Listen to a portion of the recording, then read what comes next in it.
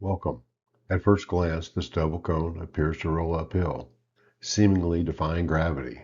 But what really is moving uphill? In this demonstration, we'll see why this classic physics illusion behaves exactly as the laws of physics predict. Let's take a look.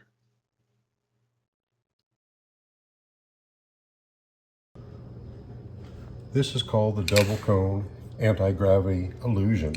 And what I'm going to do and explain to you why it looks like that this double cone is just rolling up the hill.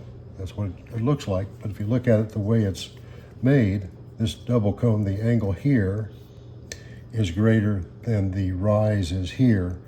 So when we put it this way, pay attention to this point right here. That's the center of gravity. The center of gravity goes through the cone right here. So this is the point you want to pay attention to.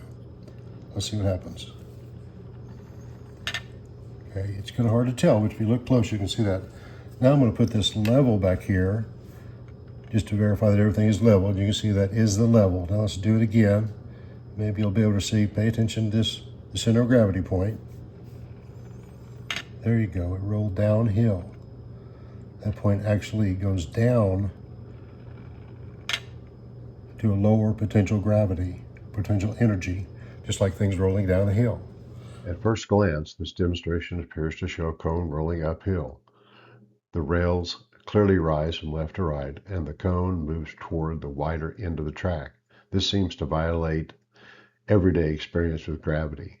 However, there is more happening here than meets the eye. As the rails spread further apart, the double cone sinks deeper between them. Even though the ends of the cone are moving upward along the rails, the cone itself is dropping lower between the rails. As a result, the center of mass of the cone actually moves downward.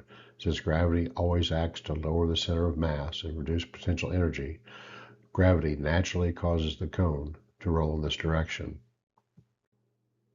The double cone appears to roll uphill, but its center of mass actually moves downward.